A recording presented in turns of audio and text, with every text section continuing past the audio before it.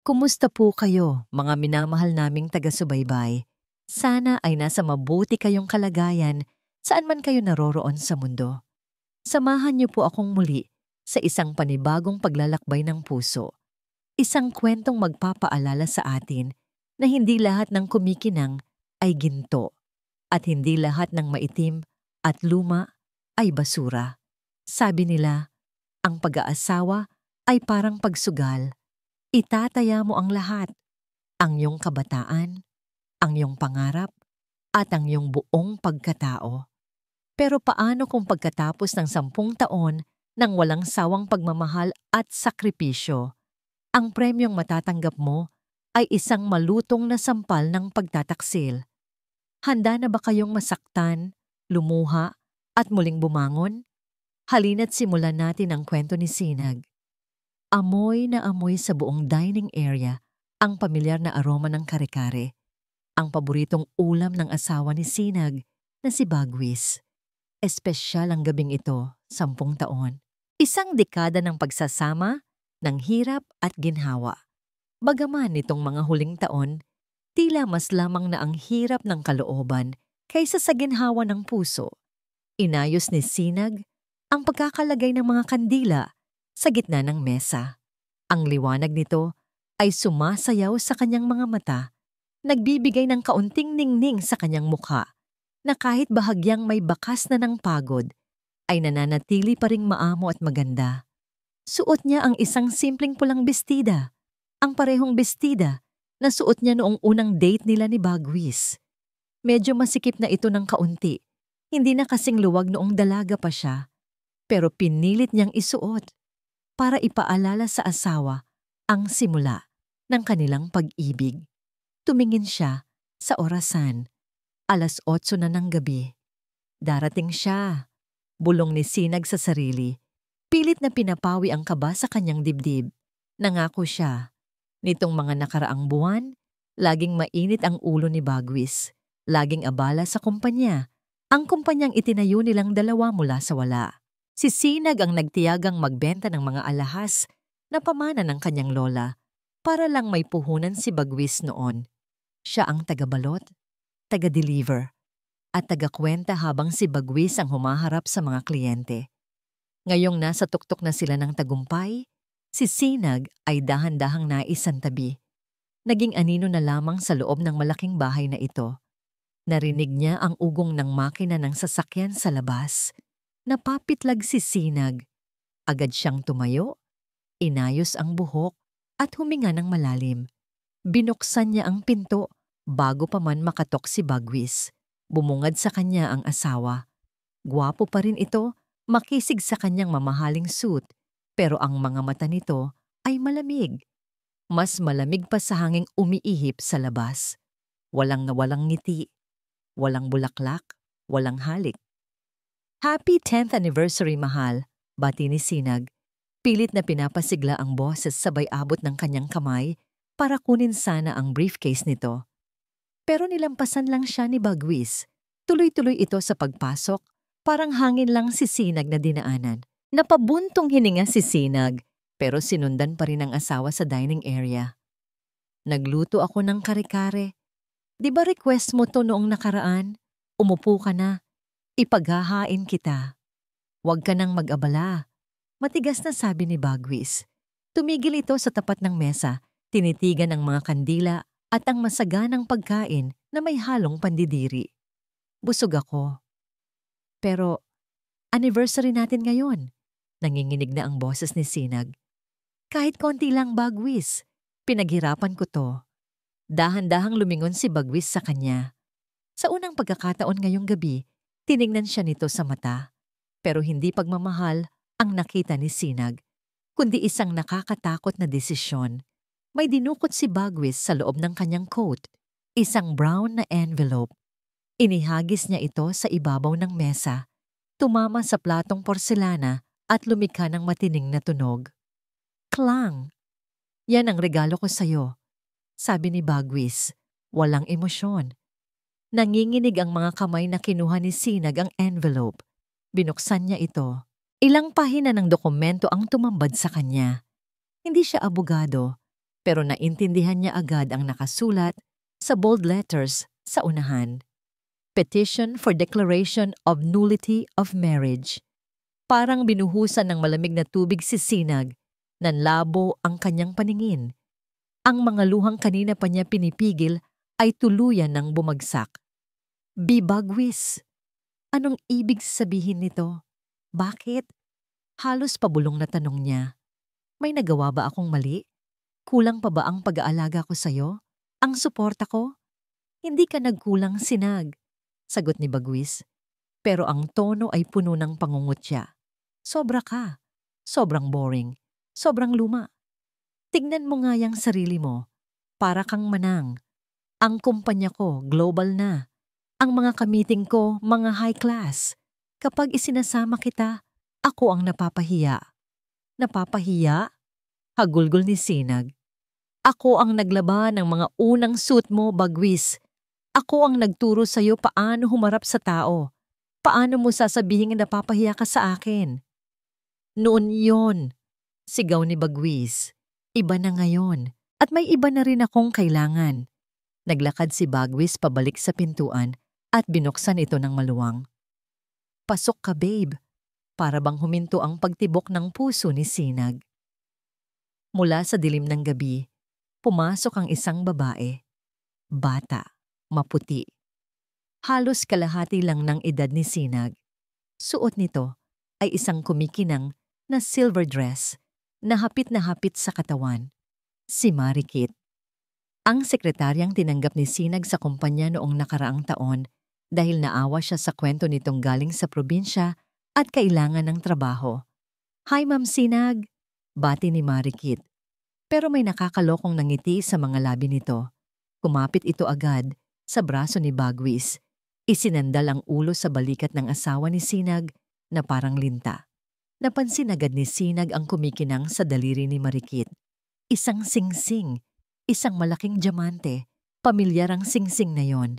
Iyon ang singsing na tinitingnan ni Sinag sa katalog nung nakaraang buwan.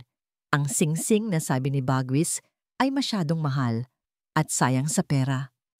Bagay ba, ma'am? Tanong ni Marikit. Itinaas pa ang kamay para lalong makita ang kinang ng bato. Gift sa akin ni Bagwis last week. Anniversary kasi ng first kiss namin. Gumuho ang mundo ni Sinag. Habang abala siya sa pagpaplano ng 10th wedding anniversary nila, nagdiriwang na pala ang asawa niya at ang kabit nito. Lumayas ka sa pamamahay ko, mahinang sabi ni Sinag. Pero ang galit ay nagsisimula nang sumiklab sa kanyang dibdib. Tinitigan niya si Marikit. Ikaw na ahas ka. Pinakain kita. Binigyan ng trabaho. Correction. Putol ni Bagwis. Humarang sa pagitan ng dalawa. Ikaw ang lumayas. Bahay ko to. Pangalan ko ang nasa titulo. Natin! Sigaw ni Sinag. Pundar natin ito. Conjugal property ito. Tumawa ng mapakla si Bagwis. Basahin mo yung mga papel na pinapirma ko sa'yo noong nakaraang taon. Yung sabi ko ay para sa business expansion. Waiver of rights yon, Sinag. Tanga ka kasi. Pirma ka lang ng pirma dahil tiwala ka masyado. Napaupo si Sinag sa sahig. Wala siyang lakas. Ang tiwala niya, ang pinakamahalagang bagay na ibinigay niya, ay siya ring ginamit na patalim para saksakin siya patalikod. Naipapaki ko na ang mga gamit mo, sabi ni Bagwis habang hinihimas ang likod ni Marikit. May tinadyakan siyang 2 malaking maleta na nasa gilid ng pinto. Nasa labas na ang iba. Wala ka ng karapatan dito. Saan ako pupunta? Tanggis ni Sinag. Bagwis, asawa mo ako. Paano mo nagagawa ito?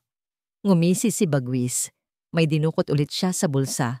Isang susing luma, kinakalawang na, at may nakasabit na keychain na kahoy na halos nangingitim na sa dumi. Inihagis niya ang mga susi sa paanan ni Sinag. Dahil mabait naman ako, hindi kita hahayaang matulog sa kalye, sabi ni Bagwis ng may halong pangiinsulto. Sa'yo na yan, ang lumang bahay ng namayapa kong ama sa probinsya, sa baryo Huling Sikat. Tiningnan ni Sinag ang susi sa sahig. Iyon ang bahay na kinasusuklaman ni Bagwis. Ang bahay na laging tinatawag nitong basurahan ng pamilya Arellano. Bagay ka doon? Dagdag pa ni Bagwis habang hinihila na si Marikit palayo, paakyat sa hagdan, sa kwartong dating paraiso ni Sinag. Pareho kayong luma, pareho kayong walang kwenta, pareho kayong nabubulok. Naiwan si Sinag na nakaluhod sa malamig na sahig. Ang mga kandila sa mesa ay unti-unti nang nauupos, tulad ng kanyang pag-asa. Sa itaas, narinig niya ang tawanan ni Bagwis at Marikit. Tawa ng tagumpay. Dahan-dahang inabot ni Sinag ang kinakalawang na susi. Mahigpit niya itong hinawakan hanggang sa bumaon ang nangipin ng susi sa kanyang palad. Masakit, pero kailangan niya ang sakit na yon para magising. Tumayo siya, pinunasan ng luha at huminga ng malalim. Kinuha niya ang kanyang mga maleta. Wala na siyang babalikan dito. Lumabas siya ng pinto at sinalubong ang malakas na ulan. Basang-basa siya, nilalamig at nag-iisa. Pero sa kanyang mahigpit na pagkakahawak sa susi ng lumang bahay, hindi niya alam na ang tinatawag ni Bagwis na basurahan ay siya palang magiging susi ng kanyang pagbangon. Ang akala ni Bagwis ay itinapon na niya si Sinag sa impyerno. Hindi niya alam, binigyan niya ito ng mapa patungo sa tunay na paraiso. Masakit sa likod ang upuan ng pampasaherong boss. Siksikan, maingay, at amoy pawis. Isang malaking kabaligtaran sa komportableng leather seat ng luxury car na nakasanayan ni Sinag sa nakalipas na 10 taon. Pero hindi niya ininda ang siksikan. Mas masikip ang dibdib niya. Mas mabigat ang dalahin niya sa puso kaysa sa 2 maleta na pilit niyang isiniksik sa compartment ng bus. 6 na oras na ang biyahe. Mula sa makinang na mga ilaw ng Maynila, unti-unting nilamon ng dilim ang paligid habang tinatahak nila ang probinsya. Sa bawat kilometrong layo mula sa syudad, pakiramdam ni Sinag ay hinihimay ang kanyang pagkatao. Iniiwan ang piraso ng kanyang sarili sa nakaraan na hindi na niya pwedeng balikan. Huling sikat. Sino ang bababa sa huling sikat? Sigaw ng konduktor na gumising sa diwa ni Sinag. Napapitlag siya. Ito na. Ito na ang dulo ng mundo para sa kanya. Dahan-dahang tumayo si Sinag. Nangihina ang kanyang mga tuhod, hindi dahil sa pagod, kundi sa takot sa kung ano ang madadatnan niya. Pagbaba niya ng bus, sinalubong siya ng malamig na hangin ng probinsya at ang huni ng mga kuliglig. Walang streetlights. Tanging ang ilaw lang ng isang maliit na tindahan sa kanto at ang liwanag ng buwan ang nagsisilbing tanglaw. Pumara siya ng isang tricycle. Tiningnan siya ng driver mula ulo hanggang paa. Mukhang dayuhan si Sinag sa kanyang maayos na pananamit kumpara sa alikabok ng kalsada. "Saan po tayo, ma'am?" tanong ng driver. Sa lumang bahay po ng mga Arellano," sagot ni Sinag. Medyo nanginginig ang boses niya sa pagbanggit ng apelyidong yun. Apelyidong dinadala pa rin niya, pero parang hindi na sa kanya. Kumunot ang noo ng driver. "Yung bahay na itim? Sigurado po kayo? Walang nakatira doon. Matagal nang, alam nyo na, pinapamugaran ng kung ano-ano." "Doon po." Maikling sagot ni Sinag. Ayaw na niyang magpaliwanag. Habang umaandar ang tricycle sa lubak-lubak na daan, pilit na inaalala ni Sinag ang itsura ng bahay na yon. Minsan lang siyang nakapunta doon, noong buhay pa ang tatay ni Bagwis na si Don Alfonso. Noon, hindi siya pinababa ni Bagwis ng sasakyan. "Huwag kang lalapit dyan, madudumihan ka lang," sabi ng asawa niya noon. Ngayon, iyon na lang ang tanging masisilungan niya.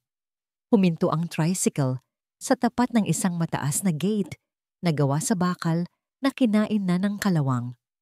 "Dito na po tayo," sabi ng driver na parang nagmamadaling umalis. "Ingat po kayo dyan, ma'am. Madilim." Pagkaalis ng tricycle, naiwan si Sinag sa katahimikan. Sa harap niya, nakatayo ang tinatawag nilang bahay na itim. Hindi nagkamali ang driver sa tawag dito. Ang bahay ay gawa sa kahoy, pero hindi ito kulay kape o barnisado. Ito ay itim na itim Parang dinaanan ng sunog, parang uling na nabasa ng ulan at natuyo sa init ng araw sa loob ng maraming dekada. Nakakatakot itong tingnan. May mga bintanang nakabukas na parang mga matang walang buhay na nakatitig sa kanya. Ang bubong ay puno ng lumot at mukhang anumang oras ay bibigay na. Huminga ng malalim si Sinag. Wala kang choice, Sinag. Ito o ang matulog sa kalsada. Kinuha niya ang susi sa kanyang bulsa. Ang susing ibinato sa kanya ni Bagwis. Nanginginig ang kamay na isinuot niya ito sa padlock ng gate. Click! Bumukas ito ng may kasamang matinis na inggit na parang iyak ng isang matandang nasasaktan. Hila-hila ang kanyang mga maleta. Tinahak ni Sinag ang damuhang halos lampas tuhod na ang taas patungo sa pinto ng bahay. Bawat hakbang ay mabigat. Ang hamog ay nagsisimula ng bumagsak at nararamdaman niya ang lamig na tumatagos sa kanyang manipis na jacket. Pagbukas niya ng main door, sumalubong sa kanya ang amoy na pinaghalong luma, alikabok at amag. Binuksan niya ang flashlight ng kanyang cellphone dahil wala pang kuryente. Ang liwanag ay tumama sa loob ng bahay. Puro sapot ng gagamba. Ang sahig ay makapal na ang alikabok. Ang mga muebles ay natatakpan ng puting tela na naging kulay abo na sa dumi. Para siyang pumasok sa isang libingan. Tao po, bulong niya. Kahit alam niyang walang sasagot. Ang sarili niyang boses ay bumalik sa kanya bilang echo na parang tinutudyo ang kanyang pag-iisa. Humanap siya ng malinis na pwesto sa sala. Pinagpag niya ang isang lumang sofa na gawa sa kahoy. Doon niya inilapag ang kanyang bag. Sa loob ng bag, may kinuha siyang isang bagay na nakabalot sa panyo. Isang picture frame. Litrato ito ni Don Alfonso, ang ama ni Bagwis. Ito ang nag-iisang bagay na kinuha ni Sinag mula sa bahay nila sa Maynila bago siya umalis, bukod sa kanyang mga damit. Si Don Alfonso lang ang nagparamdam sa kanya na parte siya ng pamilya. Ito lang ang tumanggap sa kanya noong wala pa silang pera ni Bagwis. Pasensya na po, Papa. Kausap ni Sinag sa litrato habang tumutulo ang luha. Wala na po akong naisalba. Yung kumpanyang pinaghirapan namin, yung bahay, pati yung anak nyo wala na po.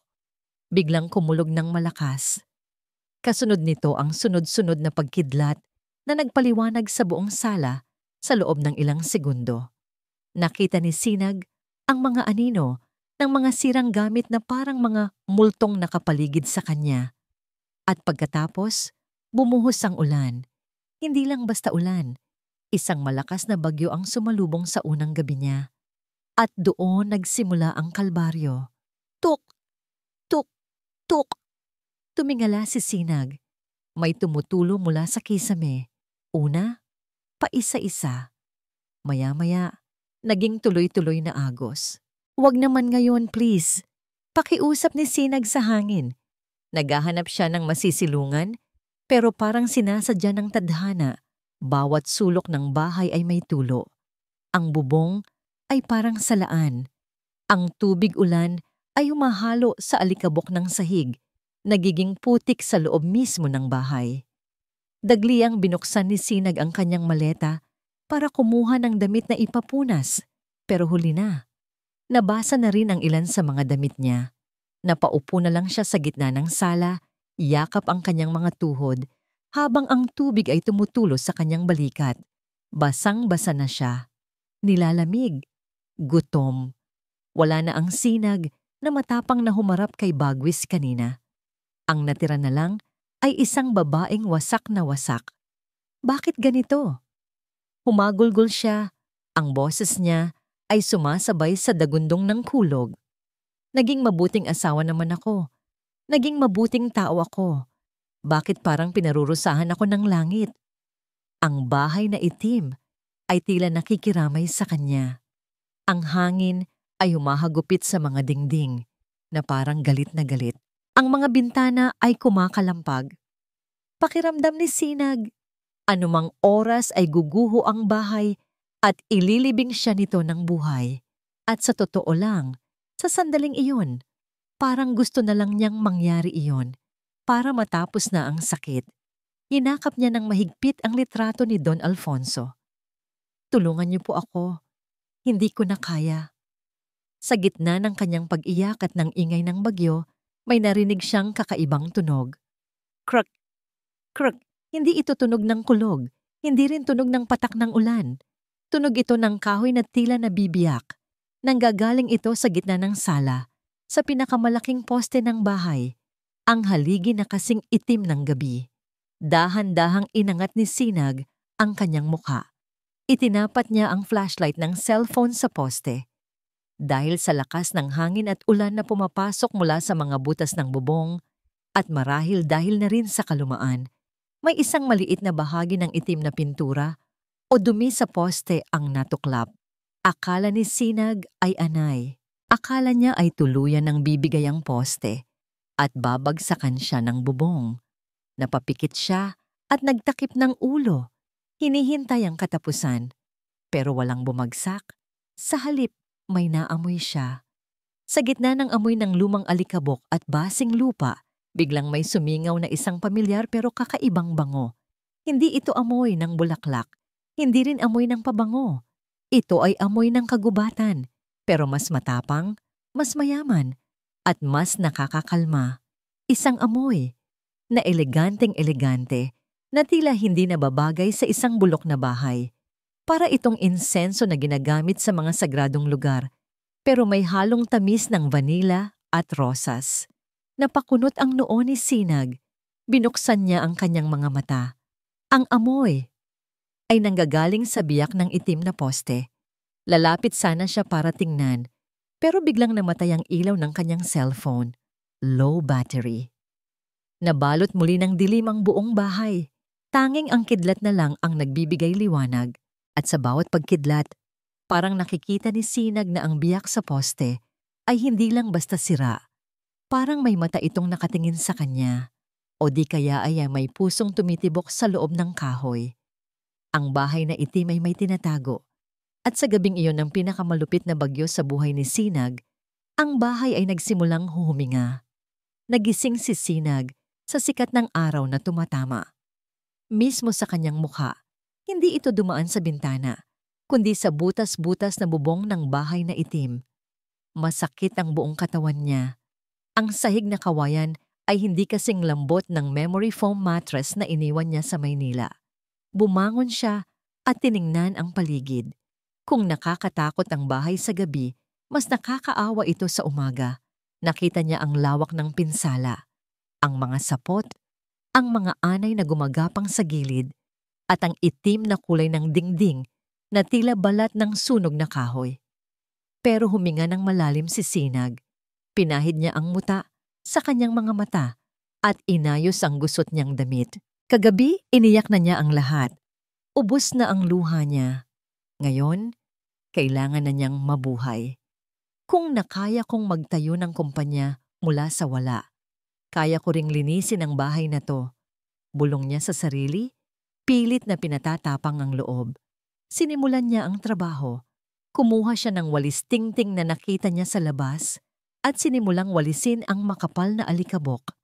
Bawat kumpas ng walis ay may kasamang ubo dahil sa kapal ng dumi. Pinulot niya ang mga tuyong dahon na pumasok sa loob. Napatingin siya sa bintana. May isang bahagi ng hamba, frame, ng bintana na nakalawit at parang babagsak na anumang oras. Delikado ito. Kumuha si Sinag ng isang lumang bangkito. Pumatong siya rito para subukang iangat at ipako sana ang kahoy gamit ang isang batong napulot niya sa hardin. Wala siyang martilyo, inunat niya ang kanyang kamay. Medyo mataas. Tumiyad pa siya ng kaunti. Krrrk! Bumigay ang isang paa ng bangkito. Sigaw ni Sinag habang nararamdaman niyang nawawalan siya ng balanse. Pumikit siya. Hinihintay ang paglagapak sa matigas na sahig, pero hindi siya bumagsak. May naramdaman siyang matitigas na bisig na sumalo sa kanya. Amoy pawis, amoy araw, at amoy kusot ng kahoy. Idinilat ni Sinag ang kanyang mga mata. Isang lalaki ang nakasalo sa kanya. Morenong-moreno ang balat nito, bakas ang pagiging babad sa araw. Ang mga braso nito ay puno ng maskulo na hinubog ng mabibigat na trabaho, hindi ng gym. May suot itong kupas na t-shirt at maong na puno ng mantsa ng pintura. Ang mukha nito ay seryoso. May matangos na ilong at mga matang malalim kung tumingin. Dahan-dahan siyang ibinaba ng lalaki na parang isa lang siyang magaang na unan. "Delikado yan, miss," sabi ng lalaki. Ang boses niya ay mababa at paos, parang lagaslas ng tubig sa ilog. Kalmado pero may puwersa. Lalo na kung bato lang ang gamit mong pangpokpok. Napahawak si Sinag sa kanyang dibdib. Habol ang hininga. "Salamat, muntik na ako doon." Tumangulang ang lalaki at pinulot ang sirang bangkito. Tiningnan niya ito saglit, umiling, at itinabi. "Ako si Nara." Pagpapakilala nito, hindi man lang ngumingiti, pero hindi rin naman masungit. "Karpintero dito sa baryo. Nakita ko kasing bukas ang gate at may usok kanina. Akala ko, nasusunog na naman ang bahay ni Don Alfonso. Ikaw ba ang bagong may-ari?" "Ah, oo," sagot ni Sinag.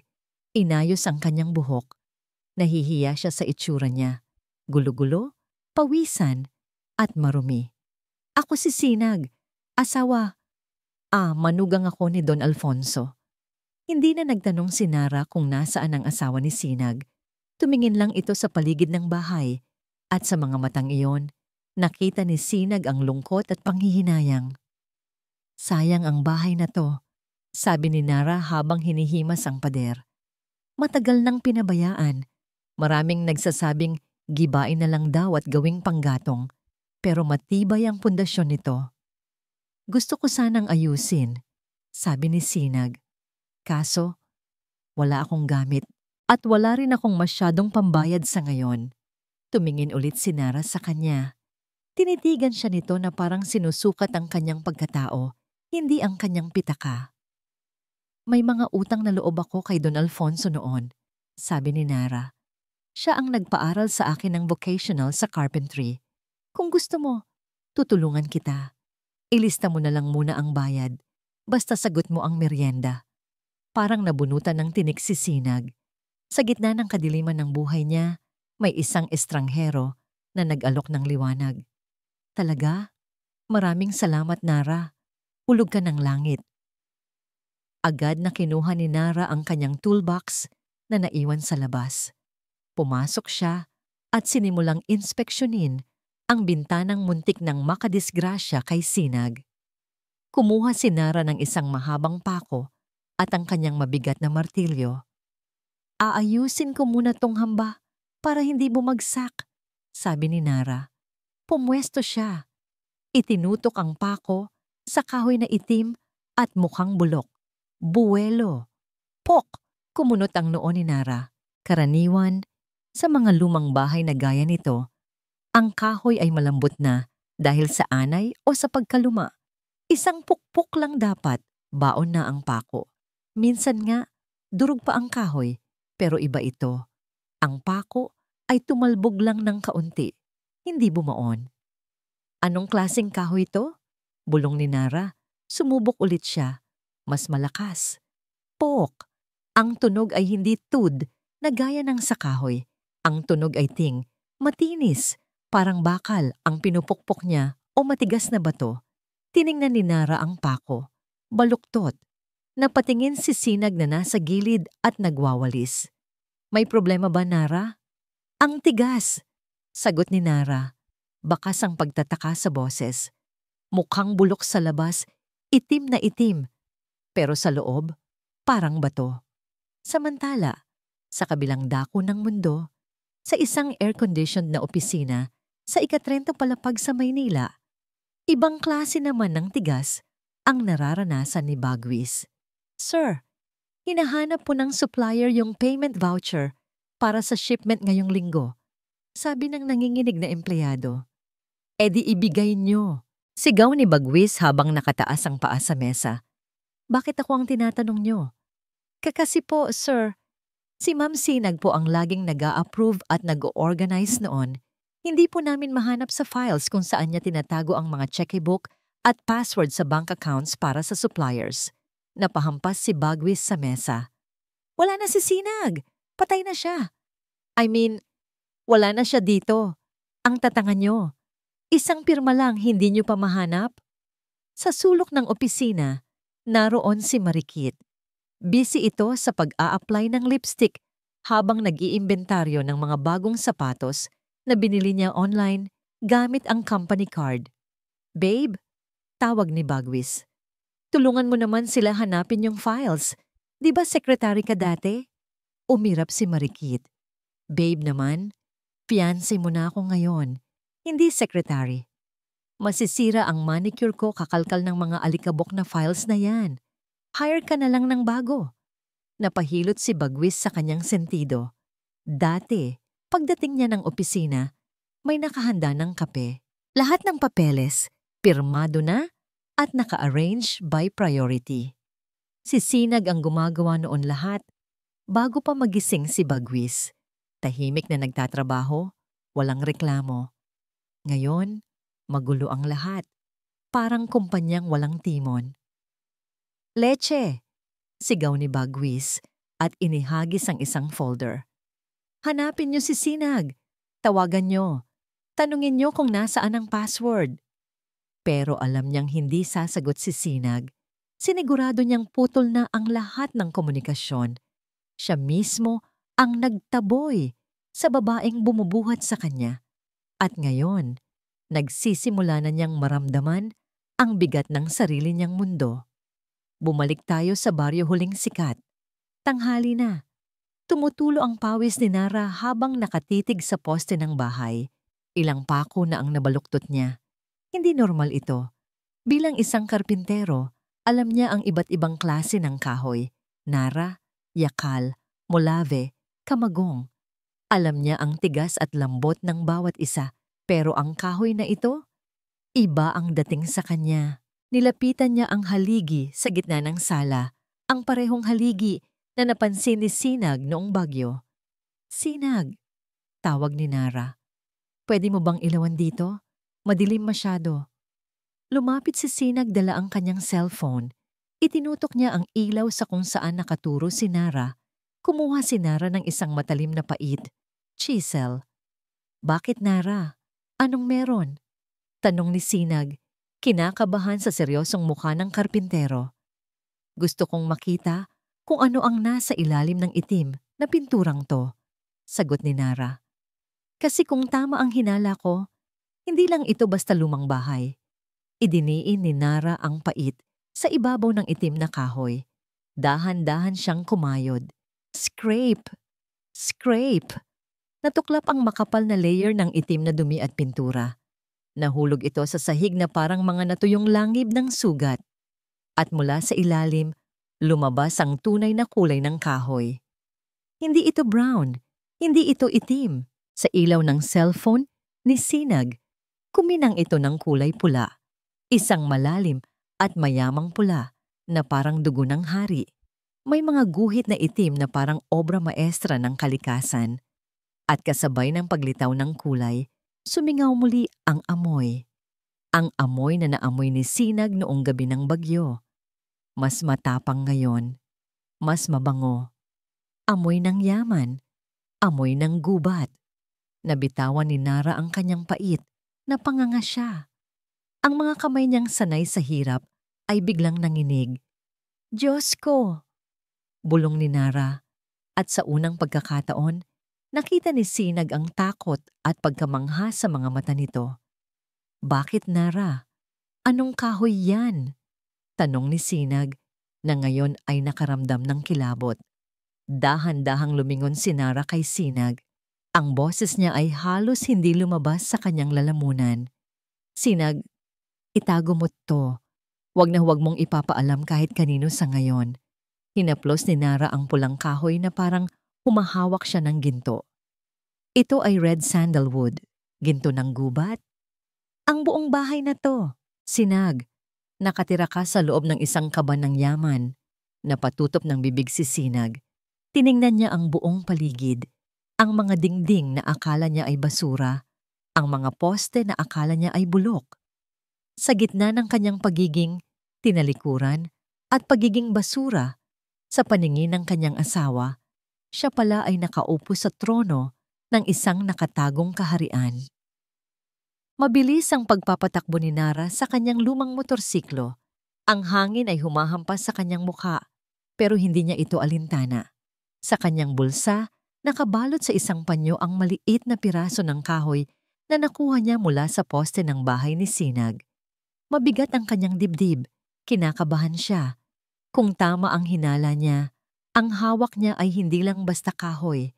Ito ay isang bomba na pwedeng magbago ng buhay ng sino mang makahawak nito. Huminto siya sa harap ng isang lumang talyer sa kabilang bayan. Ito ang bahay ni Kakario, ang dati niyang guro sa pagkakarpintero at isang kilalang eksperto sa mga antique at native woods. Kakario! Tawag ni Nara habang pumapasok sa maalikabok na shop. Lumabas ang isang matandang lalaki, maputi na ang buhok, at may suot na makapal na salamin. Nara, anong ginagawa mo dito? May ipapagawa ka ba? May ipapatingin lang po ako, sabi ni Nara, hinihingal pa. Inilabas niya ang panyo at dahan-dahang binuksan ito sa ibabaw ng mesa. Tumambad ang maliit na piraso ng kahoy. Kulay dugo ito na may mga guhit na itim. At sa sandaling nabuksan ng panyo, kumalat agad ang pamilyar at matapang na amoy.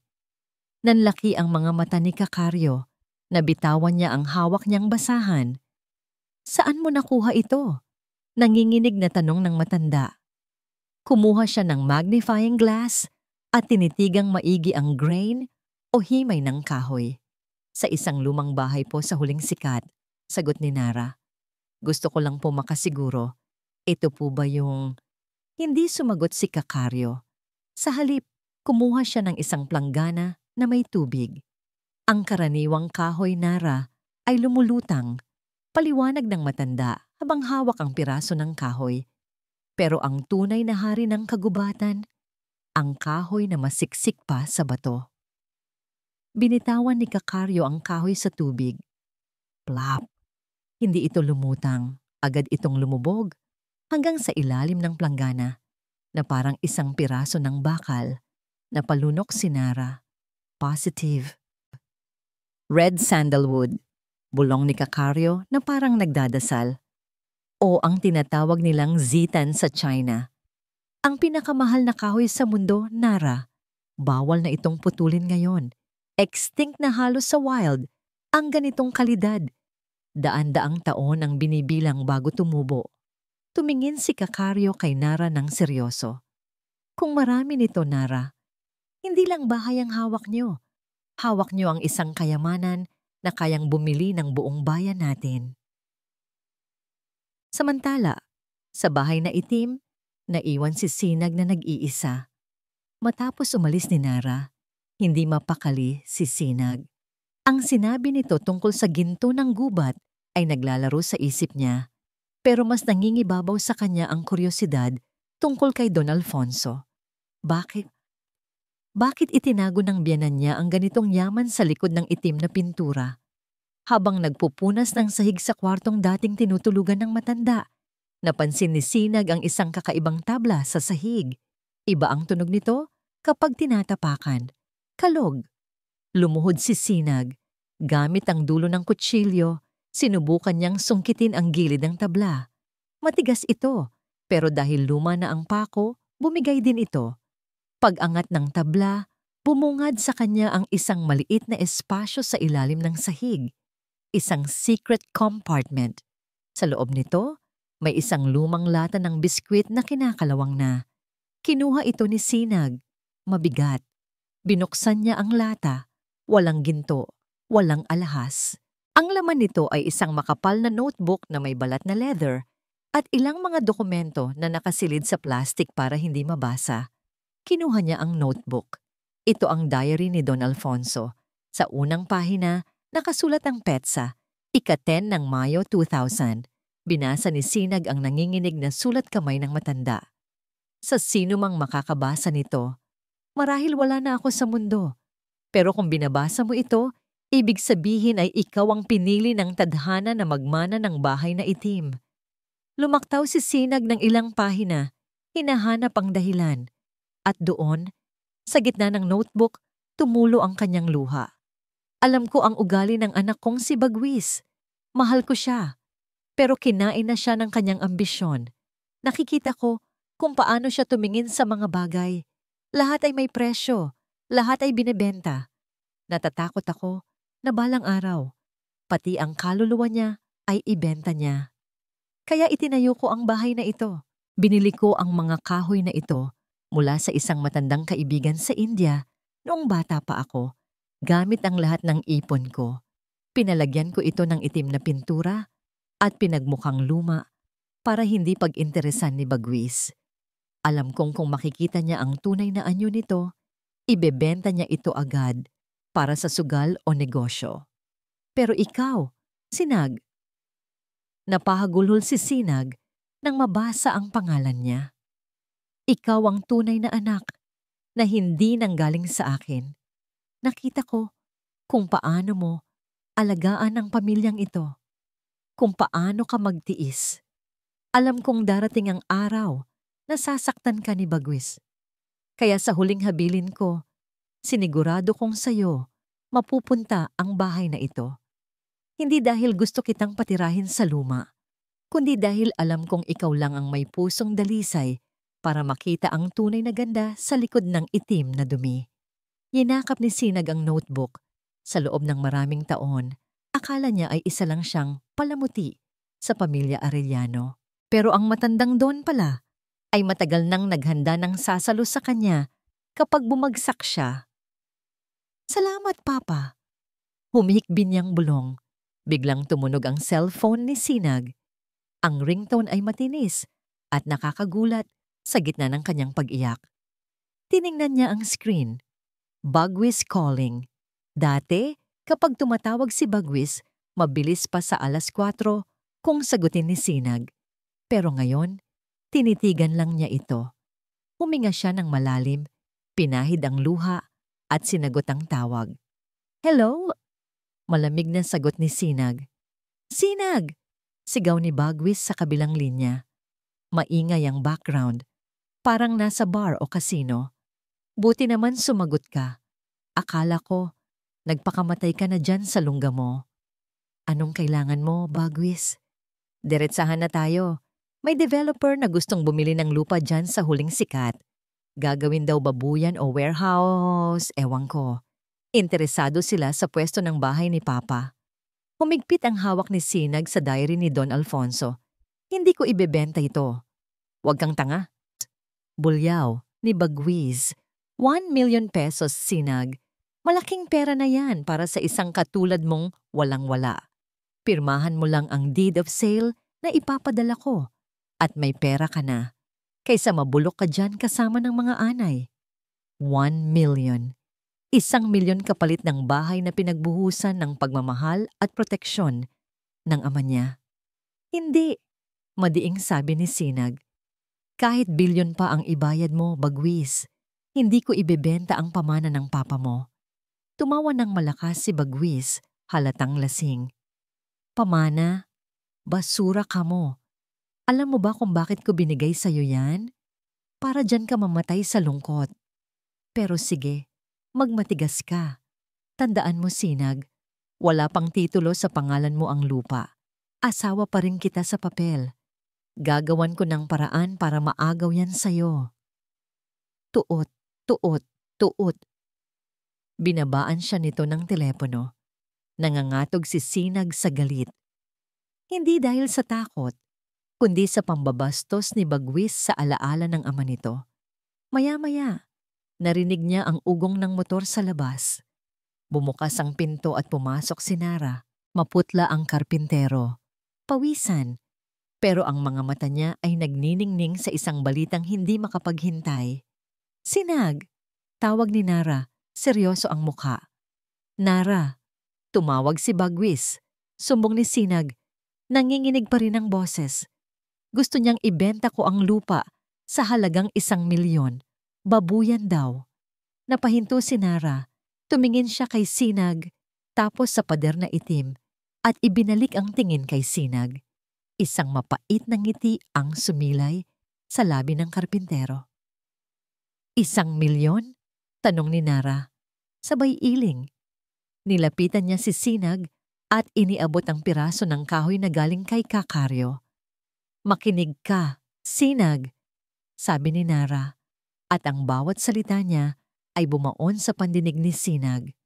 Galing ako kay Kakaryo. Ang kahoy na ito, ang red sandalwood, ay binebenta sa international market per kilo, hindi per piece. Lumapit si Nara sa poste at tinapik ito. Sa tansya namin ni Kakaryo, sa dami ng poste, sahig, at dingding ng bahay na ito na gawa sa purong red sandalwood. Huminga ng malalim si Nara bago binitawan ng bomba. Ang bahay na ito ay hindi bababa sa 500,000,000 piso ang halaga. Sinag, ikaw na yata ang isa sa pinakamayamang babae sa probinsyang ito ngayon. Nabitawan ni Sinag ang hawak niyang lata ng biskwit. Klang! Sa labas, kumulog muli. Pero sa loob ng bahay na itim, nagsisimula pa lang ang tunay na bagyo, ang bagyo ng pagbabago. 500,000,000 piso. Ang mga salitang binitawan ni Nara ay parang echo sa loob ng isang kuwebang walang hanggan. Paulit-ulit itong umaalingaw-ngaw sa tenga ni Sinag, pero hindi ito madigest ng kanyang utak. 500,000,000. Nakatitig lang siya kay Nara. Ang karpintero ay hindi mukhang nagbibiro. Ang mukha nito ay seryoso, may halong paggalang at takot sa laki ng revelasyong hawak nila. Nara, nauutal na sabi ni Sinag. Napahawak siya sa gilid ng mesa para hindi matumba. Baka nagkakamali ka lang. Baka kahawig lang. Baka... Sinag, putol ni Nara. Lumapit ito sa kanya at dahan-dahang hinawakan ang kanyang balikat para pakalmahin siya. Si Kakaryo ang tumingin. Sa buong buhay niya sa pagkakarpintero at pag-aaral ng mga puno, hindi siya nagkamali. Ang bigat, ang amoy, ang tigas, at ang grain ng kahoy. Walang duda. Red sandalwood yan. Ginto ng gubat. Napaupo si Sinag sa sahig na kawayan. Tiningnan niya ang paligid. Ang mga itim na dingding na kanina lang ay kinasusuklaman niya dahil sa dumi. Ngayon ay parang mga higanteng nakatago sa anino. Naghihintay na magpakilala. Biglang pumasok sa isip niya ang boses ni Bagwis sa telepono kanina. 1,000,000. Babuyan. Napatawa si Sinag. Isang tawang may halong iyak. Gusto niyang bilhin to ng 1,000,000 para gawing kulungan ng baboy. Ang kapal ng mukha niya. Hindi niya alam, sabi ni Nara. Walang nakakaalam maliban kay Don Alfonso, sa'yo, at ngayon, sa atin. Tumayo si Nara at kinuha ang kanyang toolbox. May kinuha siyang isang bote ng espesyal na solvent at ilang malilinis na basahan. Kailangan nating makita ang tunay na anyo nito. Sinag, sabi ni Nara, gusto mo bang simulan nating tanggalin ang maskara ng bahay na to? Tumango si Sinag. Gusto ko. Gusto kong makita kung ano talaga ang ipinamana sa akin ni Papa. Pumili sila ng isang pader sa sala. Ang pader na direktang tinatamaan ng sikat ng araw mula sa bintana. Binuhusan ni Nara ng solvent ang basahan at iniabot ang isa kay Sinag. Dahan-dahan lang. Parang naghihilamos ka lang ng sanggol. Matapang ang kapit ng itim na pintura at dumi. Pero mas matibay ang kahoy sa ilalim. Sinimulan ni Sinag ang pagkuskos. Scrub. Scrub. Mabigat sa kamay. Makapal ang dumi. Ilang dekada ng alikabok, usok, at kapabayaan ang nakakapit dito. Parang buhay ni Sinag. 10 taon ng pangmamaliit, ng pagsasakripisyo, ng pagiging basahan, para lang kuminang si Bagwis. Habang kumukuskus siya, nararamdaman niya ang init sa kanyang mga braso, tumutulo ang pawis niya, humahalo ang luha sa kanyang pisngi. Sabi niya, basura daw ako, bulong ni Sinag habang madiin na kumukuskus. Sabi niya, luma na ako. Walang kwenta. Mali siya. Sagot ni Nara mula sa kabilang dulo ng pader. Hindi ito tumitingin kay Sinag, patuloy lang sa pagtatrabaho, pero damang-dama ni Sinag ang suporta nito. Ang ginto, kahit ilubog mo sa putik, ginto pa rin. Ang diamante, kahit balutin mo ng uling, diamante pa rin. Ang kailangan lang, may magtiyagang maglinis, natigilan si Sinag. Tiningnan niya ang pader na kinukuskus niya. Unti-unti, natutunaw ang itim na pintura. At sa ilalim nito, sumisilip ang isang kulay na napakaganda. Isang malalim na pula. Deep maroon na may mga guhit na parang tiger stripes na kulay itim at ginto. Nang tamaan ito ng sinag ng araw, para itong may sariling ilaw sa loob. Kumikinang, buhay na buhay, at ang amoy, lalong bumango ang buong sala. Nawala ang amoy ng amag. Napalitan ito ng royal scent ng sandalwood, amoy ng kapayapaan, ng yaman at ng kasaysayan. Napatigil si Sinag sa paghawak. Hinaplos niya ang makinis na kahoy. Napakalamig nito sa balat, parang marmol, pero may init na tumatagos sa puso. Napakaganda, bulong ni Sinag. Lumapit si Nara at tumabi sa kanya. Pinagmasdan nila ang 1 metro, kuwadradong nalinis nila. Sa gitna ng itim at bulok na bahay, ang bahaging iyon ay parang bintana sa langit. Ito ang tunay na halaga ng bahay na itim, sabi ni Nara. Ito ang tunay na halaga mo, Sinag. Sa sandaling iyon, naramdaman ni Sinag na may nagbago sa kanya. Ang bigat na dinadala niya mula noong gabing palayasin siya ni Bagwis ay biglang gumaan. Hindi dahil mayaman na siya, kundi dahil naintindihan na niya ang mensahe ni Don Alfonso. Huwag mong hayaang diktahan ng iba ang halaga mo base sa panlabas na anyo. Samantala, sa Maynila, ibang klase ng paglilinis ang nangyayari. Nililinis ni Marikit ang bank account ni Bagwis. Nasa opisina si Bagwis, nakatulala sa harap ng kanyang computer screen. Ang kanyang mga mata ay nanlalaki, puno ng dugo dahil sa puyat at takot. Account balance, PHP 4U500. Imposible, nanginginig na sabi ni Bagwis. Nasaan ang 50 milyon? Nasaan ang operating funds? Tinawagan niya ang bangko. Sigaw siya ng sigaw. Sir, may withdrawal po kaninang umaga. Authorized transfer po papunta sa isang offshore account. Gamit po ang secondary token na nasa possession ni Miss Marikit Santos, ang inyong fiancé at authorized signatory. Nabitawan ni Bagwis ang telepono. Marikit! Sigaw niya. Tumatakbo palabas ng opisina at papunta sa condo unit na iniregalo niya sa babae. Pagdating niya doon, wala na ang mga gamit. Ang mga branded na bag, ang mga alahas na binawi niya kay Sinag para ibigay kay Marikit, ang mga mamahaling relo, lahat simot. Ang natira lang ay isang note sa ibabaw ng kama, nakasulat sa likod ng isang resibo ng spa. Sorry babe, masyado nang mainit ang ulo ng mga investors. Ayaw kong makulong. Thanks for everything. You were fun while you had money. Napaluhod si Bagwis. Gusto niyang magwala. Gusto niyang pumatay. Wala na. Ubos na. Ang kumpanya ay baon sa utang. Ang mga investors ay magsasampa na ng kaso bukas. Ang kondo at sasakyan ay hihilahin na ng bangko anumang oras. Isang bagay na lang ang natitira sa kanya. Isang asset na sa pagkakaalam niya ay pwede pa niyang mapiga. Ang lupa sa probinsya. Bulong ni Bagwis. Ang muka ay nagdidilim sa galit at desperasyon. Hindi pwedeng sa'yo lang mapunta yon. Akin yon. Pamana ng tatay ko yon. Dali-dali siyang bumaba. Sumakay siya sa kanyang sasakyan na malapit ng hatakin. Wala na siyang pakialam sa traffic. Wala na siyang pakialam sa batas. Kailangan niyang makarating sa huling sikat bago pa mahuli ang lahat. Kailangan niyang makuha ang pirma ni Sinag sa ayaw o sa gusto nito. Bumalik sa huling sikat, hapon na. Ang paglubog ng araw ay nagpinta ng kulay kahel sa kalangitan. Tapos na nilang linisin ang buong harapan ng bahay, ang fasad at ang main door. Pagod na pagod sina Sinag at Nara, pero sulit ang lahat. Nakatayo sila sa labas, sa may gate. Pinagmamasdan ang resulta ng kanilang paghihirap. Ang dating bahay na itim ay hindi na itim.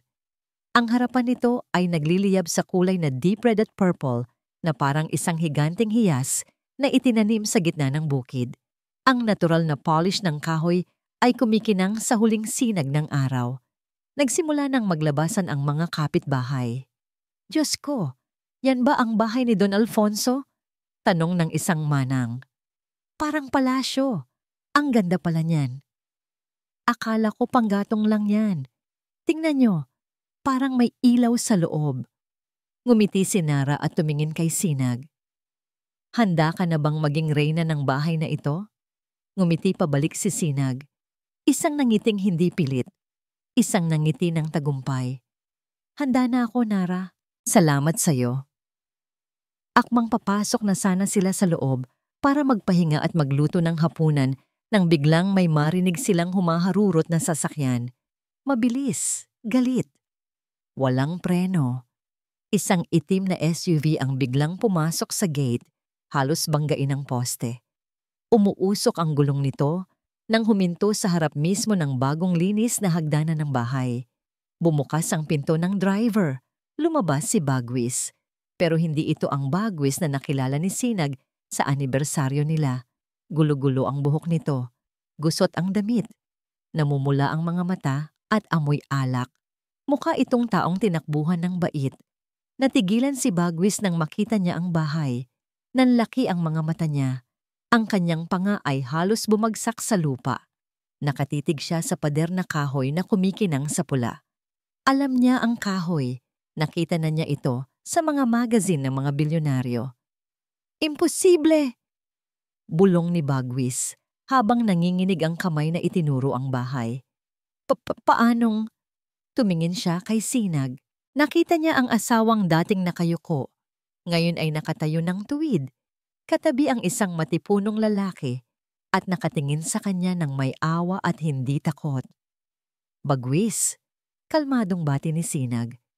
Anong ginagawa mo dito? Akin to! Biglang sigaw ni Bagwis. Parang nababaliw na tumakbo paakyat ng hagdan at niyakap ang poste. Akin to! Pera ko to! Tatay ko ang gumawa nito! Akin to! Hinarangan siya ni Nara bago pa man siya makapasok sa loob. Huwag kang gagawa ng gulo dito, matigas na sabi ni Nara. Ang boses nito ay mababa, pero parang kulog na nagbabanta. Sino ka ba? Katulong ka lang. Bulyaw ni Bagwis, sabay tulak kay Nara, pero parang paderang karpintero. Hindi man lang natinag. Bumaling si Bagwis kay Sinag. Sinag, pumirma ka. Ibalik mo sa akin ang bahay. Ngayon din. Huminga ng malalim si Sinag. Tinitigan niya ang lalaking minahal niya ng 10 taon. Ang lalaking ngayon ay mukha ng pulubi sa harap ng kanyang palasyo. Umuwi ka na, Bagwis. Malamig na sabi ni Sinag. Wala ka ng bahay dito. Hindi. Sigaw ni Bagwis. May dinukot siya sa likod ng kanyang pantalon. Isang lighter. At isang maliit na bote ng alcohol na nakuha niya sa sasakyan. Kung hindi mapupunta sa akin ang yaman na to, sigaw ni Bagwis habang binubuksan ang bote at isinasaboy sa paanan ng hagdan. Walang makikinabang. Susunugin ko to. Susunugin ko kayong lahat. Click. Bumukas ang apoy ng lighter. Click. Ang maliit na tunog ng lighter ay parang kulog na dumagundong sa katahimikan ng dapit hapon. Ang maliit na dila ng apoy na sumayaw sa dulo nito ay makikita sa refleksyon ng nanlalaking mga mata ni Bagwis. Mga matang wala ng katinuan, nilamon na ng inggit at kasakiman. Huwag, Bagwis, parang awa mo na. Sigaw ni Sinag. Akmang hahakbang siya pababa ng hagdan para pigilan ng asawa, pero hinarangan siya ng braso ni Nara. Delikado, Sinag. Dito ka lang. Sigaw ni Nara. Sabay tulak kay Sinag pabalik sa may pinto. Paalam, kayamanan. Humahalakhak na sigaw ni Bagwis. Ang tawa niya ay garalgal. Parang demonyong nagdiriwang sa impyerno, binitawan ni Bagwis ang lighter. Para itong slow motion sa paningin ni Sinag. Umiikot ang lighter sa hangin. Pabagsak sa mga baitang ng hagdanang gawa sa kahoy na kani-kanina lang ay pinaliguan ni Bagwis ng alcohol. Whoosh! Sa isang iglap, sumiklab ang apoy. Dahil sa tapang ng alcohol, mabilis na gumapang ang dilaw at asul na liyab paakyat sa hagdanan. Kinain nito ang hangin. Lumilikha ng nakakatakot na ugong. Ang init ay agad na humampas sa mukha ni Sinag at Nara. Hindi! Ang bahay ni Papa! Hiyaw ni Sinag. Gusto niyang suungin ang apoy. Gusto niyang apulahin ito gamit ang sarili niyang mga kamay. Pero mahigpit siyang hinawakan ni Nara. Kumuha ka ng tubig sa likod. Bilisan mo! Utos ni Nara. Wala nang panahon para maging magalang. Buhay na ang nakataya. Tumakbo si Sinag papasok ng bahay. Nanginginig ang kanyang mga tuhod, pero pinatakbo siya ng adrenaline. Kumuha siya ng timba sa banyo. Pinuno ito at kahit mabigat ay bit-bit-bit-bit niya itong tumakbo, pabalik sa harap. Sa labas, nakita niya si Nara na hinubad ang suot nitong t-shirt at pilit na ipinapalo sa apoy para maapula ito. Pero masyadong mabilis ang pagkalat ng alcohol. Inaabot na ng apoy ang mga poste. Ang mga posteng red sandalwood. Sa ibaba, nakatayo si Bagwis. Nakatingin lang ito sa nasusunog na hagdan. Nakangisi habang ang mukha ay iniilawan ng apoy. Sunugin niyo! Sige! Ubusin niyo! Sigaw ni Bagwis na parang nanonood lang ng fireworks display. Kung hindi ako yayaman dyan, magiging abo na lang kayong lahat. Ibinuhos ni Sinag ang tubig sa hagdan.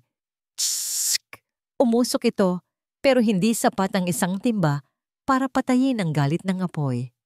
Nara, hindi kaya! Iyak ni Sinag. Masusunog ang lahat. Pero habang lumalaki ang apoy, may kakaibang nangyari. Karaniwan, kapag nasusunog ang lumang bahay, ang usok ay itim, masangsang, at nakakasulasok. Amoy ng lumang pintura, varnish, at nabubulok na kahoy. Pero iba ang usok na lumabas mula sa bahay na itim. Habang dinidilaan ng apoy ang mga poste at dingding na gawa sa red sandalwood, ang init ay nagbukas sa mga pores ng kahoy. Sa halip na amoy sunog, isang napakabangong halimuyak ang biglang sumabog sa hangin. Amoy ng mamahaling insenso, amoy ng rosas at lupa, amoy ng sagradong templo. Ang usok ay hindi itim kundi puti at mabango. Ang red sandalwood ay kilala bilang isa sa pinakamatitibay na kahoy sa mundo. Ito ay siksik, dense, at hindi basta-basta nagiging abo. Sa halip na matupok agad, ang ibabaw lang nito ang nangingitim, habang ang langis sa loob ay sumisingaw dahil sa init. Napahinto si Bagwis sa pagtawa na amoy niya ito. Ang bango ng milyones, ang bango ng tagumpay na pilit niyang sinisira. Bakit? Bakit ang bango? Bulong ni Bagwis na lilito. Bakit hindi nasusunog ng tuluyan? Sa pagkakataong yun, dumating na ang mga kapitbahay. Bit-bit ang mga timba, palanggana, at Jose, nagtulong-tulong sila. Sunog! Tulong! Sunog sa bahay ni Don Alfonso. Bumuhos ang tubig mula sa iba't ibang direksyon. Dahil ang fuel lang naman ng sunog ay ang alkohol na ibinuhos ni Bagwis at hindi ang kahoy mismo. Dahil mahirap itong sunugin. Unti-unting humupa ang apoy nang maubos ang alkohol. Nang mawala ang usok, tumambad sa kanila ang pinsala. Ang hagdanan ay maitim na at sunog ang ibabaw. Ang magandang red polish na kiskis nila kanina ay natatakpan na naman ng uling. Pero nakatayo pa rin ito. Matibay, hindi gumuho. Napaupo si Sinag sa sahig, basang-basa at puno ng uling ang mukha. Umiiyak siya, hindi dahil sa takot, kundi sa awa sa bahay. Si Nara naman ay humahangos, sunog ang gilid ng pantalon at may paso sa braso. Tumingin siya sa ibaba. Naroon pa rin si Bagwis, nakatulala.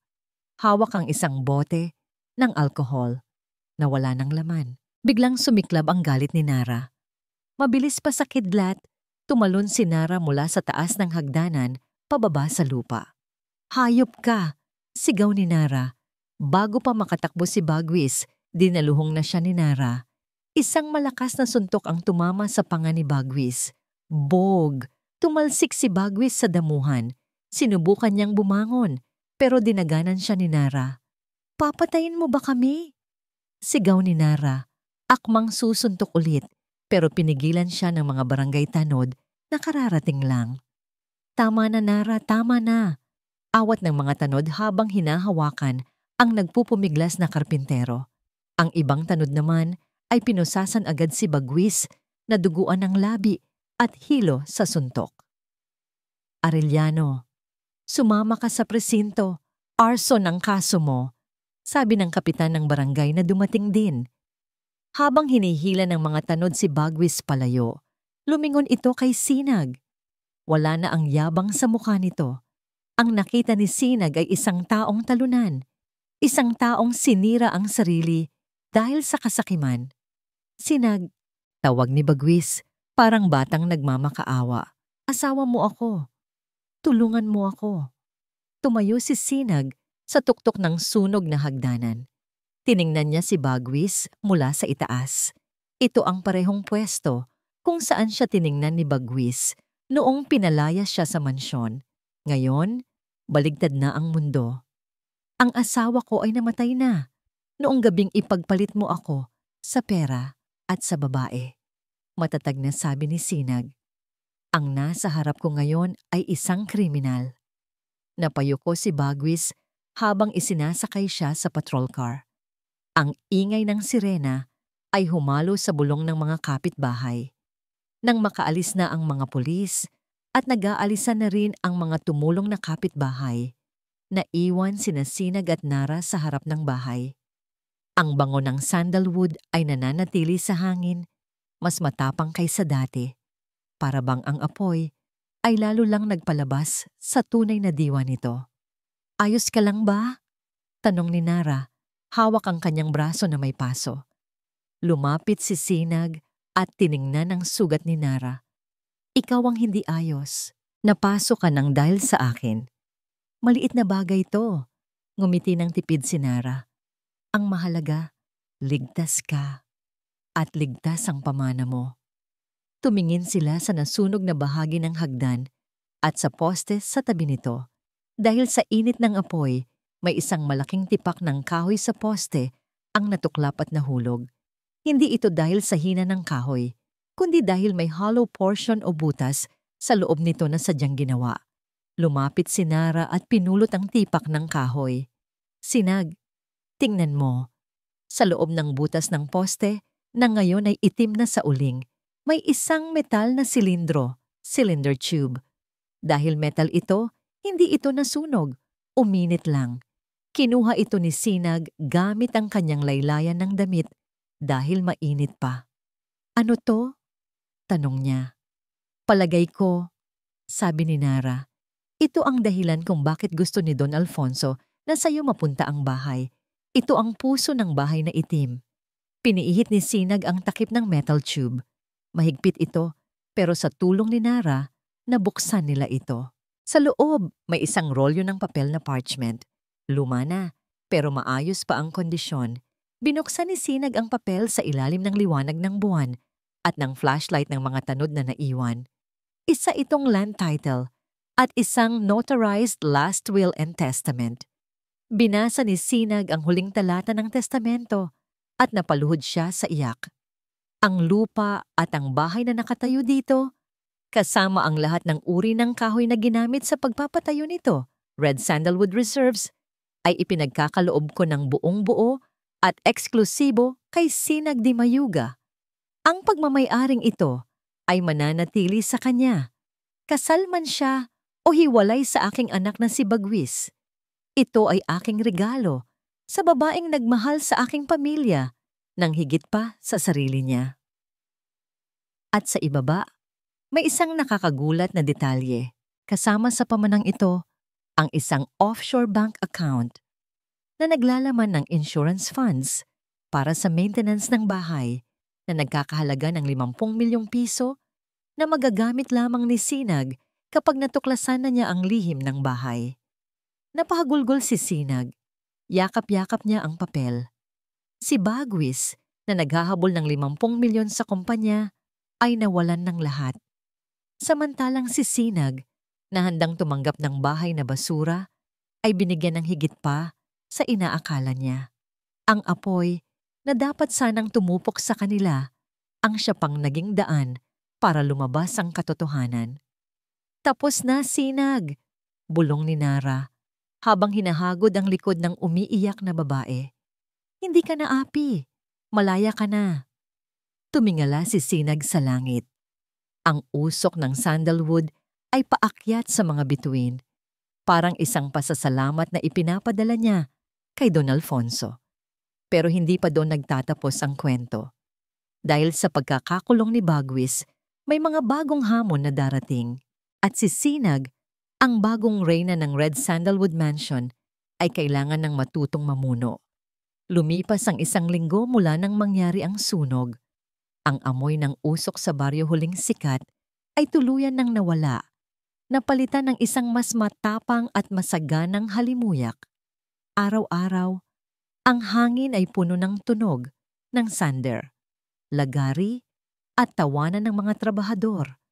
Sa loob ng bahay na itim, na hindi na itim ngayon, nakaupo si Sinag sa harap ng isang abogado. Ito ay si Attorney Guevara, ang dating abogadong pinagkakatiwalaan ni Don Alfonso, na biglang lumitaw matapos mabalitaan ang pagkakatuklas ng testamento. Maayos na ang lahat, Mrs. Arellano, o dapat ko na bang sabihing Miss Di Mayuga? Nakangiting sabi ng matandang abogado habang inaayos ang kanyang salamin. Napangiti si Sinag. Hawak niya ang isang tasa ng kape. Hindi na 3-in-1 yun, kundi brewed coffee na iniinom niya sa kanyang bagong beranda. Sinag na lang po, attorney, sagot niya. Masyado nang mabigat dalhin ang apelyidong Arellano. Well, Sinag, pagpapatuloy ni Attorney Guevara, iniabot ang isang tseke. Nai-release na ng bangko ang insurance fund na iniwan ng Don. 50 million pesos. Tax-free dahil sa estate planning na ginawa ng papa mo noon. At ang titulo ng lupa, nailipat na sa pangalan mo ngayong umaga lang. Tinanggap ni Sinag ang tseke. Nanginginig pa rin ang kamay niya. Hindi dahil sa takot, kundi sa pasasalamat. Dati, namamalimos siya ng pambili ng ulam kay Bagwis. Ngayon, hawak niya ang kalayaan niya. Salamat, attorney, sabi ni Sinag. Pero may isa pa po akong hiling, tungkol kay Bagwis. Sumeryoso ang mukha ng abogado. Tungkol sa kasong arson at attempted murder, malakas ang ebidensya, Sinag. Maraming witness. Hindi siya makakalusot. Alam ko po, tumango si Sinag, matigas ang anyo. Gusto ko lang siguraduhin na wala siyang makukuhang kahit 5 duling mula sa bentahan ng mga gamit sa kumpanya. Gusto kong ibayad lahat yon sa mga empleyadong hindi niya nasweldohan. Tumango ang abogado ng may paghanga. Masusunod, Sinag, napakabuti mo pa rin. Pagkaalis ng abogado, tumayo si Sinag at lumabas ng bahay.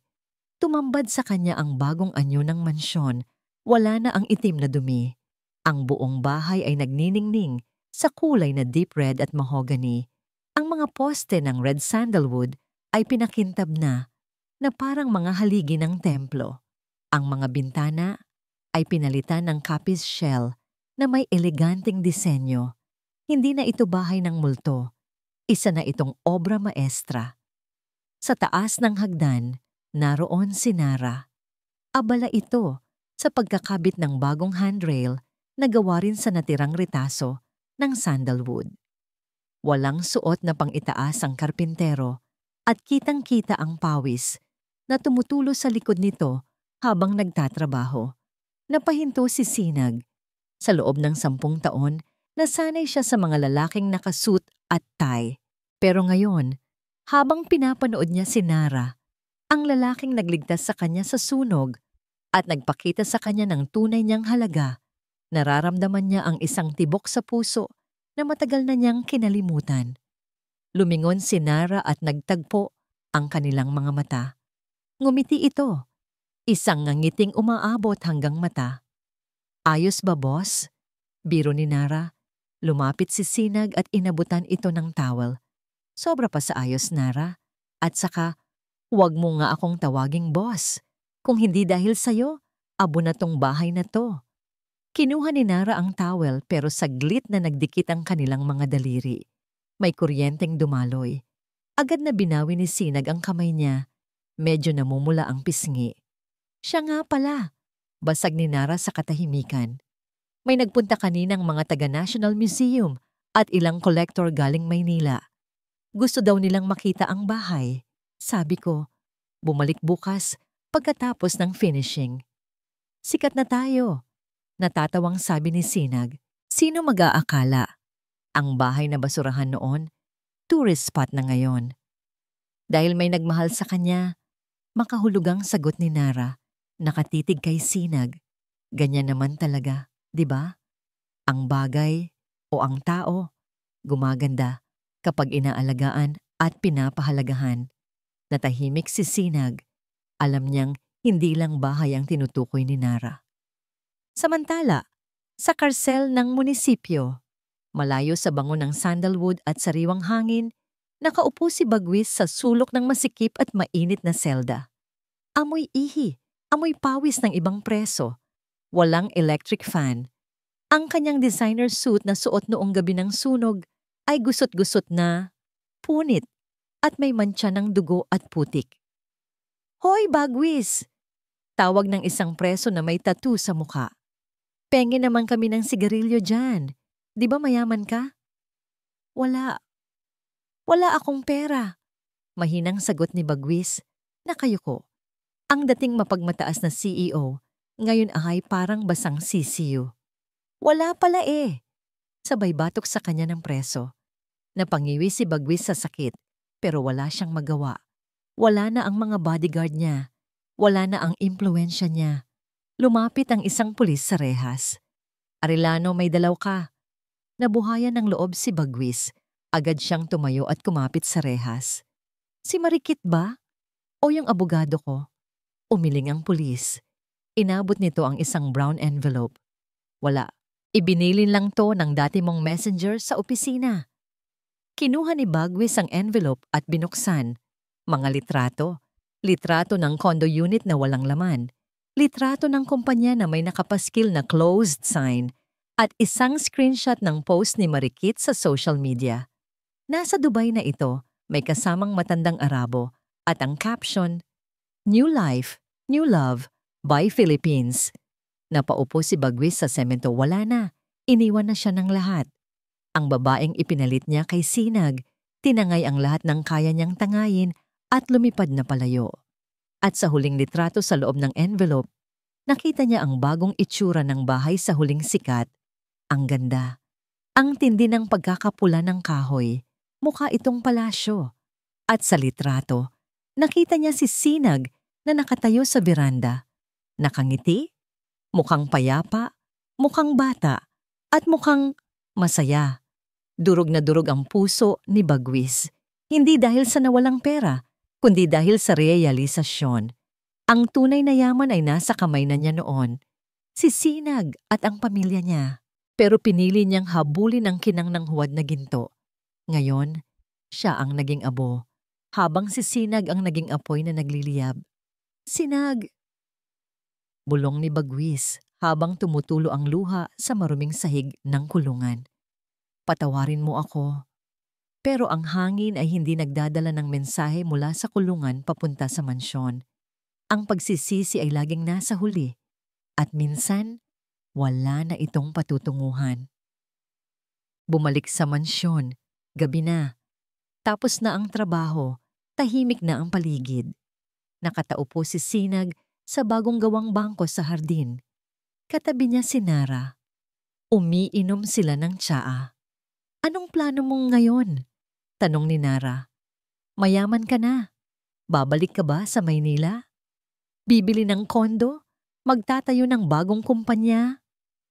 Tumingala si Sinag sa mga bituin. Ang langit sa probinsya ay napakalinaw. Hindi, sagot ni Sinag. Pagod na ako sa ingay ng Maynila, Nara. Dito ako nababagay. Dito ako tinanggap noong wala akong wala. Tumingin siya sa bahay. Gusto kong buksan ang bahay na to sa publiko. Gagawin ko itong museo para sa mga likhang sining ng mga lokal na artist dito sa atin. At gusto kong magtayo ng foundation para sa mga babaeng katulad ko. Mga babaeng iniwan, niloko, at kailangang bumangon. Napangiti si Nara. Magandang plano yan. Pero tumigil si Sinag at tumingin kay Nara.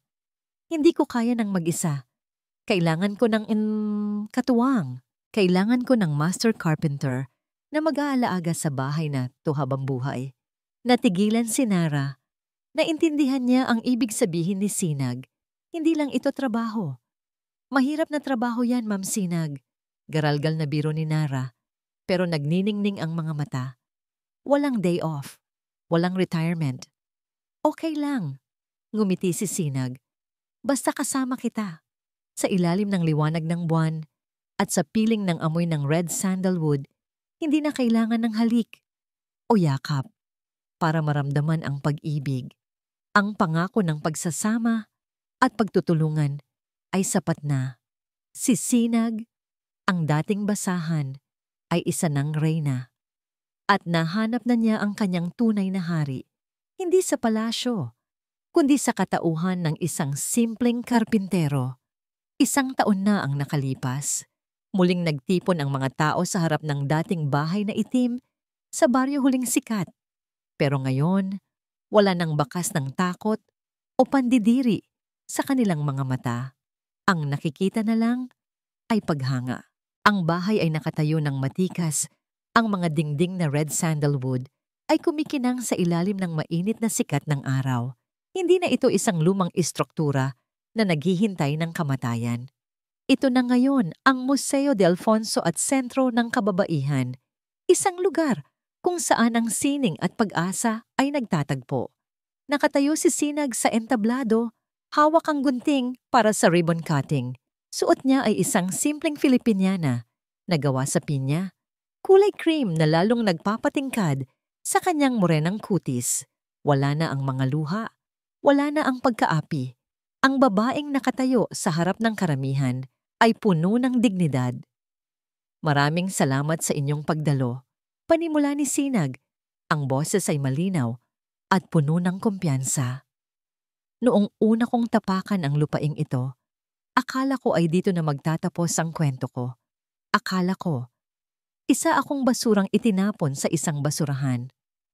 Tumahimik ang lahat. Nakinig sila sa bawat salita. Pero itinuro sa akin ng bahay na ito ang isang mahalagang leksyon na minsan kailangan nating kuskusin ng tadhana, kailangan nating masaktan at magasgasan para lumabas ang tunay nating kulay at halaga.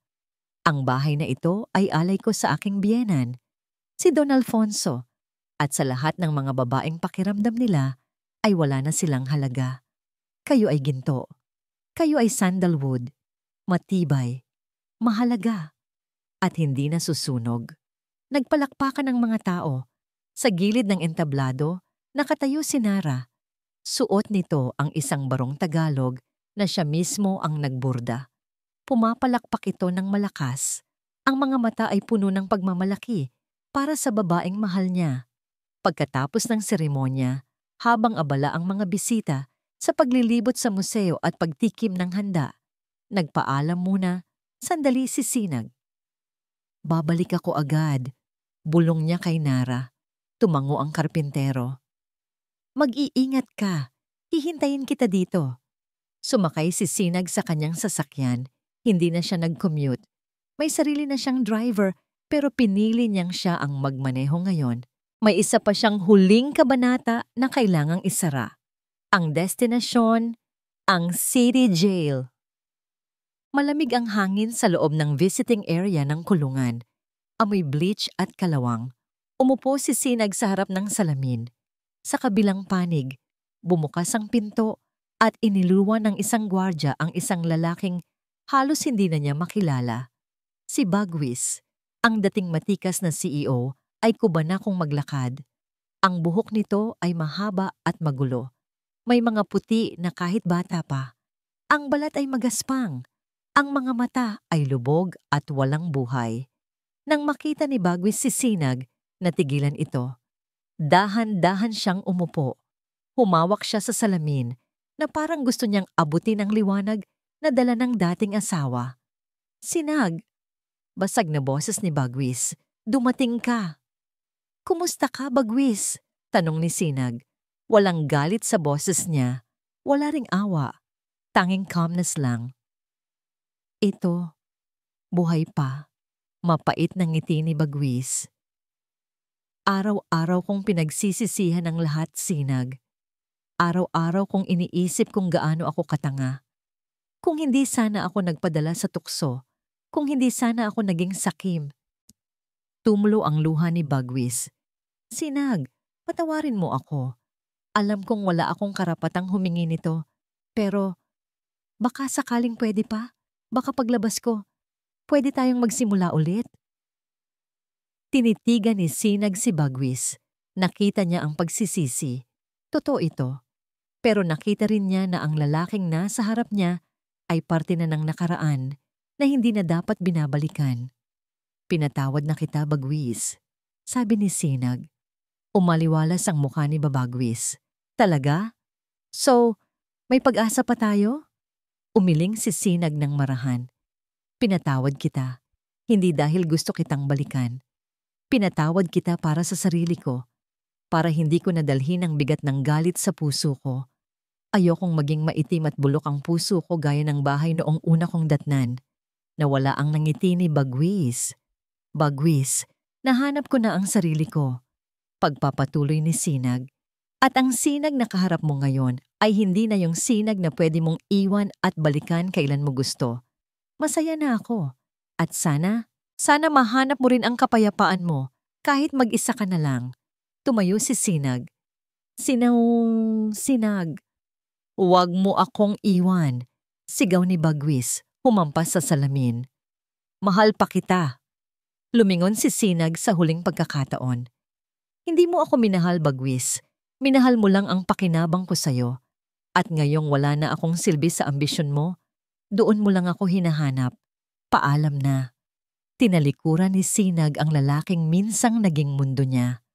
Habang naglalakad siya palabas ng kulungan, narinig niya ang hagulgol ni Bagwis. Pero hindi na siya lumingon. Ang tunog ng pagsasara ng mabibigat na bakal na pinto sa likod niya ay hudyat ng katapusan. Pagbalik sa huling sikat, papalubog na ang araw. Ang mga bisita ay nakaalis na. Tahimik na ulit ang mansyon. Naabutan ni Sinag si Nara sa veranda. Nakaupo sa tumba-tumba habang pinagmamasdan ang pagbabago ng kulay ng langit mula asul patungong kahel at lila. Ang amoy ng red sandalwood ay sumasama sa simoy ng hangin, nagbibigay ng pakiramdam ng walang hanggang kapayapaan. Lumapit si Sinag at umupo sa tabi ni Nara. Kamusta? Tanong ni Nara. Hindi na nagtatanong ng detalye, pero ramdam ang pag-aalala. Tapos na.